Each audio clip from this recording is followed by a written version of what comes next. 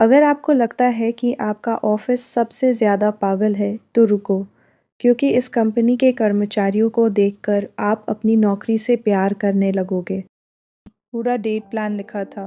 ऊपर से relationship rules भी सेंग सिक ने इस मिशन का नाम रखा। Guerrilla strategy. अब ऑफिशियली उनका सीक्रेट ऑफिस रोमांस शुरू हो चुका था। उधर मतान को पहली सैलरी मिली, लेकिन अकाउंट से पैसे तुरंत गायब होने लगे। वो पैनिक हो गया। मेरा पैसा कौन चुरा रहा है? लेकिन मैनेजर माँ हंस पड़ा। उसने बताया यही नॉर्मल ऑफिस लाइफ है। बिल्स, रेंट, कार्ड्स, सैलरी आते ही ख़त्म। मतान कैलकुलेट करने बैठा और ऑलमोस्ट बेहोश हो गया। उसका रेंट ही 3 मिलियन था। कौमी ने उसका बजट देखा और बोली, हर खर्चे से एक ज़ीरो हटा दो। मतान शॉक्ड, उसे लगा इतने कम पैसों में इंसान सर्वाइव कैसे करता है। फिर कौमी फिर कौमी ने उसे मिडिल क्लास सर्वाइवल टिप्स देने शुरू किए। कूपन्स कलेक्ट करो, चीप चीज़ें खरीदो, स्टेप्स चलकर रिवॉर्ड्स लो और सबसे इम्पॉर्टेंट, घर से लंच लाओ। मतान ऐसे सुन रहा था जैसे लाइफ कोचिंग चल रही हो। तभी सेक्रेटरी आया और बोला कि उसके पापा उसे घर बुला रहे हैं। घर पहुंचते ही उसके पापा ने लेक्चर शुरू कर दिया। उन्होंने बोला, तुम अपनी माँ की तरह हो, रोमांटिक मूवीज़ देखकर गरीब लड़की से प्यार करने का सपना देखते हो। और उसी मोमेंट मतान के दिमाग में कौमी का फेस आ गया। मतान धीरे से पूछता है, अगर सच में ऐसी लड़की मिल जाए तो?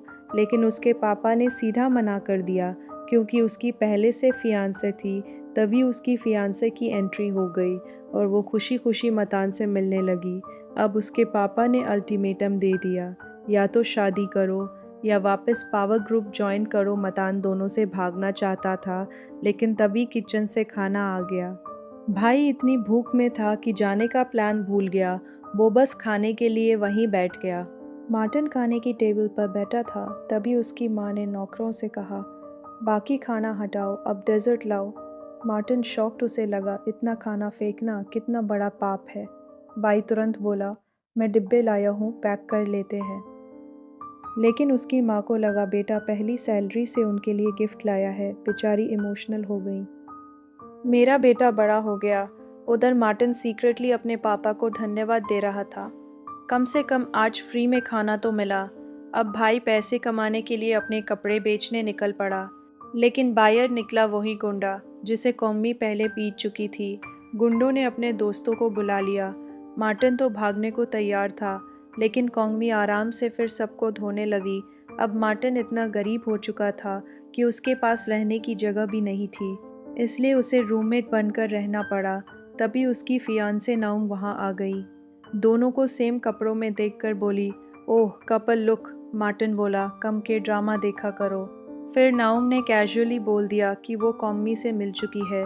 मार्टिन पैनिक, उसे लगा कहीं उसने कौमी को धमकाया तो नहीं। उसे लगा कहीं उसने कौमी को धमकाया तो नहीं। भाई पागलों की तरह उसे ढूंढने दौड़ा। आखिर जिम में जाके मिला। मार्टिन उसे हग करना चाहता था, लेकिन खुद को रोक लिया। उसने डरते हुए पूछा, नाउम ने तुम्हारे साथ कुछ किया तो नहीं? कौमी कंफ्यूज्ड, नहीं, उसने तो विटामिन्स दिए, लेकिन घर जाके जब उसने डिब्बा खोला, अंदर विटामिन्स नहीं, नोटों की गड्डियाँ थी। अब कौमी समझ गई ये रिश्वत थी, ताकि वो मार्टिन से दूर हो जाए। लेकिन लड़की भी आइकॉनिक थी। पैसे लौटाने से पहले बोली, एक फ़ोटो तो लेने दो, इतने पैसे पहली बार देख रही हूँ। फिर कौमी ने साफ बोल दिया, अपनी फियांसे को समझाओ, हमारे बीच कुछ नहीं है। लेकिन तभी मार्टिन का चेहरा बदल गया, क्योंकि भाई के दिल में तो कुछ कुछ होने लगा था। उसने पूछा, तुम्हें याद है नीचे वाली बड़ी लाइट? कौमी बोली, हाँ, किसी पागल ने स्टेडियम जैसी लाइट लगा दी थी। तब मार्टिन ने बताया, वो लाइट उसने लगवाई थी ताकि कौमी रात में अंधेरे से न डरे। और आखिरकार भाई ने कन्फेस कर दिया, मैं तुम्हें पसंद करता हूँ। लेकिन कौमी ने बिना एक सेकंड लगाए बोला, पर मैं तुम्हें पसंद नहीं करती। मार्टिन का दिल टूट गया। उसने सोचा शायद अपनी अमीरी की वजह से वो डर रही है। लेकिन कौमी बोली, नहीं, तुम बस मेरे टाइप के नहीं हो। उसका टाइप था मस्कुलर किम जोंग कुक, बस फिर क्या। मार्टिन घर जाकर रोते रोते वर्कआउट करने लगा। मैं भी 8 पैक बनाऊंगा। अगले दिन ऑफिस में भाई स्लीव्स ऊपर करके मसल्स दिखा रहा था। कोंगमी बस उसे देखकर सोच रही थी, ये आदमी ठीक है ना?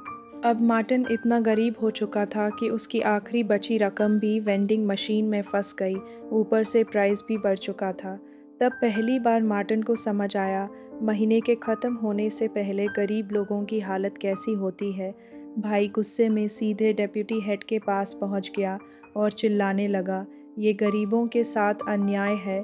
सब कर्मचारी उसे पकड़कर शांत कराने लगे, लेकिन कोंगमी चुपचाप उसे देख रही थी, क्योंकि पहली बार उसे लगा ये अमीर लड़का सच में आम लोगों की ज़िंदगी समझने लगा है। डिपार्टमेंट हेड वाई, जो हमेशा पैसे बचाकर चलता था, आज अचानक पूरे ऑफिस को कॉफ़ी पिलाने ले गया। वाई ने अपना कार्ड निकालकर मार्टिन से कहा, जो खाना पीना है ऑर्डर कर लो।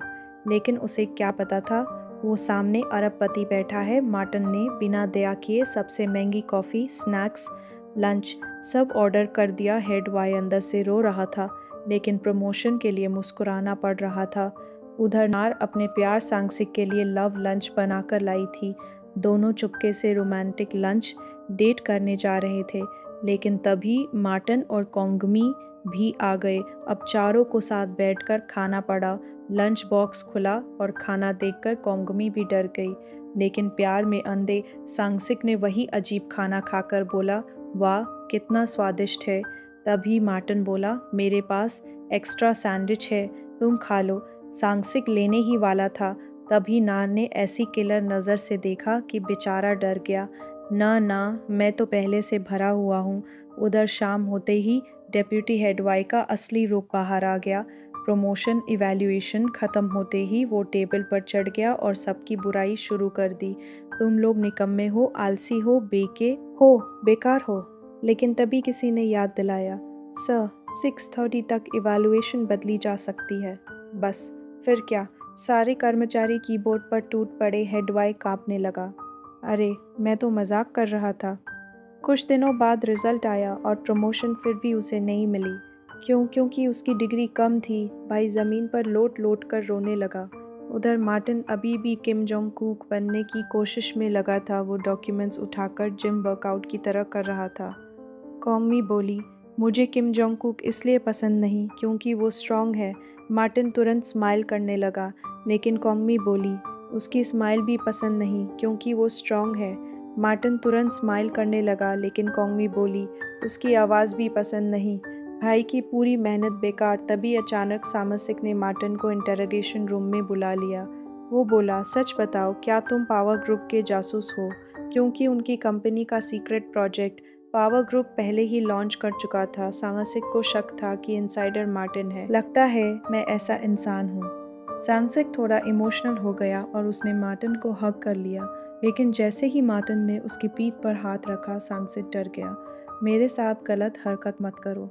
फिर जर्मन वीआईपी वाला आदमी भी आ गया। उसे भी शक था कि मार्टिन स्पाई है, और तभी सबसे बड़ा ट्विस्ट, सांगसिक ने ट्रांसलेशन ऐप निकाला। मतलब उसे जर्मन आती ही नहीं थी।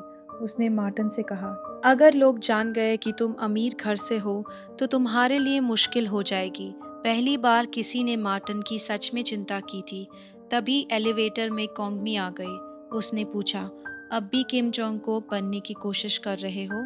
लेकिन इस बार कॉन्गमी सीरियस हो गई। वो बोली, मुझे किम जोंग कुक इसलिए पसंद है क्योंकि वो सेलिब्रिटी है। असल ज़िंदगी में ऐसे लोग होते ही नहीं। मार्टिन चुप हो गया क्योंकि पहली बार उसे लगा शायद वो कॉन्गमी के लिए कभी परफेक्ट नहीं बन। कॉन्गमी अपना डॉक्यूमेंट ढूंढ रही थी, तभी मार्टिन सीधे उसके पास आया, उसका हाथ पकड़ लिया और बोला, ये रहा तुम्हारा डॉक्यूमेंट। कॉन्गमी कंफ्यूज्ड वो पेपर लेने लगी, लेकिन मार्टिन हाथ छोड़ ही नहीं रहा था। बेचारा समझ नहीं पा रहा था, कन्फेस करे या सॉरी बोले। अब कॉन्गमी को पूरा यकीन हो गया, ये आदमी सच में पागल हो चुका है। लेकिन तभी मार्टिन बोला, मुझे वर्शिप करो। अगले ही सेकंड कॉन्गमी ने उसका कॉलर पकड़ा और सीधे फ्रिज पर धक्का दे दिया। मार्टिन की धड़कन इतनी तेज़ हो गई जैसे मैराथन दौड़कर आया हो। कॉन्गमी सीरियस होकर बोली, तुम चाहे कुछ भी कर लो, मैं तुमसे प्यार नहीं करूँगी। तुम्हारे पास बहुत सारे सीक्रेट्स हैं, हम दोनों कभी मैच नहीं कर सकते। बस ये सुनते ही मार्टिन ने बड़ा फैसला ले लिया। उसने पूरे ऑफिस को बुलाया और बोला, आज मैं सच बताने वाला। फिर भाई ने आराम से कन्फेस कर दिया, मैं पावर ग्रुप के चेयरमैन का बेटा हूँ। पूरा ऑफिस शॉक, लेकिन डेप्यूटी हेड वाई बोला और मैं एम्परर हूँ। तब कॉन्गमी ने फैमिली फ़ोटो दिखाई और सबकी बोलती बंद। अब सबको समझ आया, मार्टिन सच में अरबपति घर का वारिस है। डेप्यूटी हेड वाई गुस्से में बोला, तो तुमने कहा था तुम्हारा घर छोटा है। मार्टिन बोला, मेरे हिसाब से 800 स्क्वायर मीटर छोटा ही होता है। फिर मार्टिन ने कॉन्गमी की तरफ देखकर कहा, मैं अब अपने फीलिंग्स छुपाना नहीं चाहता। उधर रात को कॉन्गमी इतना पी गई कि बॉटल पर बॉटल ख़त्म। फिर वो मार्टिन के सामने बैठकर बोली, आज पूरी रात जाग सकते हो। मार्टिन शर्म से लाल, उसे लगा आज कुछ रोमांटिक होने वाला है, लेकिन अगले ही सेकंड कॉन्गमी ने उसकी क्लास लगानी शुरू कर दी। तुम मामाज बॉय हो, तुम एम्पैथी नहीं समझते, तुम क्लीन फ्रीक हो। बेचारा मार्टिन पूरी रात डांट खाता रहा। अगले दिन ऑफिस पहुंचा तो डेस्क पर फूलों का बुके रखा था। कार्ड खोला, उस पर लिखा था, डैडी मार्टिन पैनिक। मुझे डैडी कौन बुला रहा है? असल में अब ऑफिस वालों को पता चल चुका था कि वो अमीर है, तो सब उसे खुश करने में लग गए। कोई कॉफ़ी ला रहा था। उसे ये फेक अटेंशन बिल्कुल पसंद नहीं आ रहा था। तभी उसका सेक्रेटरी आया और बोला, क्या आप गॉस छोड़कर पावर ग्रुप वापस आएंगे? मार्टिन सोच ही रहा था, तभी कॉन्गमी खूबसूरत बनकर सामने आई। उस स्वीट आवाज़ में बोली, हाय मार्टिन। कॉन्गमी को लगा, इतनी सुंदर लगूंगी तो मार्टिन खुद हार मान जाएगा, लेकिन भाई का चेहरा टमाटर बन गया। अगले दिन मार्टिन ने फिर पूरे ऑफिस को बुलाया। सबको लगा वो सबको अपनी कंपनी में ले जाएगा, लेकिन मार्टिन बोला, मैं गॉस में ही रहूँगा। कॉन्गमी गुस्से में टेबल पटक कर खड़ी हो गई, तुम खुद को क्यों टॉर्चर कर रहे हो? उसे लगा मार्टिन सिर्फ उसके लिए रुक रहा है, लेकिन मार्टिन बोला, ये तुम्हारी वजह से नहीं है। और कॉन्गमी को इस बात पर बिल्कुल भरोसा नहीं हुआ। दोस्तों, इस लड़की ने तो हद ही कर दी। ये बोल रही थी कि ये रोज़ ब्रश भी नहीं करती, बस तौलिए से दांत साफ कर लेती है, और सही से नहाना भी सिर्फ त्योहार वाले दिन करती थी। ये सुनकर मतान समझ गया कि कॉन्गमी ने उसकी बात पूरी तरह गलत समझ ली है। फिर मतान ने अपना टैबलेट निकाला और बताया कि प्रेसिडेंट बैक भ्रष्टाचार में पकड़ा गया है, इसलिए फ़िलहाल उसे गाउस कंपनी में ही रुकना पड़ेगा। उधर कॉन्गमी इतनी शर्मिंदा हो गई कि सीधे भागकर बाथरूम में छुप गई। ऑफिस वाले सोचने लगे कि लड़की शर्म के मारे भाग गई है। मतान तुरंत उसके पीछे गया। वो देखता है कि कॉन्गमी ज़मीन पर बैठी हुई है, तो वो भी चुपचाप उसके पास जाकर बैठ जाता है। फिर धीरे से कहता है, मैं समझ गया तुम क्या कहना चाहती थी। आज से हम फिर से अच्छे दोस्त बनकर शुरुआत करेंगे। लेकिन जैसे ही लड़की थोड़ा रिलैक्स होती है, ये बंदा तुरंत पीछे हट जाता है और मुस्कुराकर बोलता है, हम अच्छे दोस्त हैं ना। फिर वो उसका हाथ पकड़ता है, लेकिन कॉन्गमी कुछ बोलती उससे पहले ही हाथ छोड़ देता है। सॉरी बोलकर चला जाता है। उधर कॉन्गमी का चेहरा पूरा लाल हो चुका था। बस ऐसे ही धीरे धीरे मातान ने उसका दिल जीत लिया। अब दूसरी तरफ सांगसिक वो कपड़े उतार रहा था जो नार ने उसके लिए खरीदे थे। वो जाने ही वाला था कि तभी नार पीछे से उसे कसकर पकड़ लेती है, लेकिन तभी उसके मम्मी पापा अचानक सामने आ जाते हैं। अब पूरा माहौल ऑकवर्ड बन चुका था। चारों लोग टेबल पर बैठे थे और बेचारा सांगसिक मूर्ति बनकर बैठा था। वो तो सिर्फ गुड बाय बोलने आया था, लेकिन यहाँ तो सीधा पेरेंट्स मीटिंग शुरू हो गई। नार जल्दी जल्दी समझाने लगी कि अभी इन्हें गर्मी लग रही थी, इसलिए इन्होंने शर्ट उतारी थी, हमने कुछ गलत नहीं किया। लेकिन तभी उसकी माँ ने ऐसा सवाल पूछा कि सांगसिक का दिमाग घूम गया। उन्होंने पूछा, नार के चेहरे वाला तिल क्या वैसा ही है? सांगसिक ने बोल दिया, हाँ। फिर माँ ने दूसरा सवाल दाग दिया, और उसके पीछे वाला तिल भी वैसा ही है। अब बेचारा पूरी तरह ट्रैप हो चुका था। नार इतनी शर्मिंदा हुई कि खाना अपने कपड़ों पर गिराकर सीधे बाथरूम भाग गई। उधर उसके पापा सांगसिक को शांत रहने और आराम से खाने को बोलते हैं, लेकिन तभी बाथरूम से उल्टी की आवाज़ आने लगती है। अब उसके पेरेंट्स को लगने लगा कि उनकी बेटी प्रेग्नेंट है। नार वापस आती है तो तीनों उसे अजीब नज़रों से देखने लगते हैं। उसके पापा पूछते हैं, तुम्हें उल्टी क्यों हो रही है? बेचारी नार खुद कंफ्यूज थी, लेकिन तभी सांगसिक अचानक घुटनों पर बैठ जाता है और बोलता है, मैं जिम्मेदारी लेने के लिए तैयार हूँ। फिर वो उसका हाथ पकड़कर कहता है, मुझ पर भरोसा करो, मैं मेहनत करके दूध खरीदूंगा। अब नार सोच रही थी कि आखिर ये लोग किस बारे में बात कर रहे हैं, लेकिन उसके पेरेंट्स तो बच्चे का नाम तक सोचने लगे थे। उसी समय अजीज़ का फ़ोन आता है। नार बोलती है कि अजीज़ तुम्हें बुला रहा है, लेकिन उसके पापा को लगा कि बच्चा पेट में किक मार रहा है। अब दोनों पेरेंट्स फ्यूचर प्लानिंग में लग चुके थे। और नार अभी भी शॉक में थी कि बात यहाँ तक पहुँच कैसे गई। फिर पता चलता है कि कुछ दिन पहले ऑफिस में सीसीटीवी फुटेज चल रही थी। दोनों डर गए थे कि कहीं ऑफिस में किए गए उनके रोमांस वाले काम सबके सामने एक्सपोज ना हो जाए। लेकिन तभी स्क्रीन पर कुछ और ही निकल आता है। मैनेजर मैं और मैनेजर सनकिस करते हुए पकड़े जाते हैं। पूरा ऑफिस शॉक हो जाता है क्योंकि सबसे बड़ा सीक्रेट तो इन दोनों का निकला। इन सब ड्रामों से थककर सांगसिक ने नार से ब्रेकअप करने का फैसला कर लिया था। लेकिन तभी उसके पेरेंट्स आ गए और दोनों को फिर से करीब आने का मौका मिल गया। एक दिन नार घर आती है और देखती है कि ज़मीन पर कैंडल्स और नोट्स पड़े हैं। वो उन नोट्स को फॉलो करती है और हर नोट में उनके रिलेशनशिप की यादें लिखी हुई थी। अब नार समझ चुकी थी कि सांगसिक कुछ स्पेशल करने वाला है। वो तुरंत उसके घर पहुंचती है और दरवाज़ा खोलती है, लेकिन अंदर सांगसिक नहीं, अजीज़ बैठा होता है। अजीज़ भी शॉक हो जाता है कि ये इतनी जल्दी कैसे आ गई। वो सांगसिक को बताने ही वाला था, लेकिन नार उसे रोक देती है। उधर बेचारा सांगसिक पैनिक हो रहा था क्योंकि उसकी तैयारी अभी पूरी नहीं हुई थी, लेकिन नार को कोई फ़र्क नहीं पड़ा। वो खुशी से उसके पास बैठ जाती है और अपना हाथ आगे बढ़ा देती है, क्योंकि कभी कभी परफेक्ट टाइमिंग नहीं, बस सही इंसान मायने रखता है। आखिर में मातान फैसला करता है कि वो कॉस में ही रहेगा, क्योंकि यही उसकी असली जगह है, यही उसके दोस्त हैं और यही वो लड़की भी है जिससे वो प्यार करता है। और इसी खूबसूरत एंडिंग के साथ वीडियो देखने के लिए धन्यवाद। तो दोस्तों, अगर आपको ये प्यारी फनी और फुल चायोटिक लव स्टोरी पसंद आई हो तो वीडियो को एक लाइक ज़रूर करना। चैनल को सब्सक्राइब कर लो, क्योंकि ऐसे ही मज़ेदार के ड्रामा एक्सप्लेन मैं आपके लिए लाती रहूँगी। और अपने उस दोस्त के साथ शेयर ज़रूर करना जो रिलेशनशिप में सबसे ज़्यादा ओवर थिंकिंग करता है।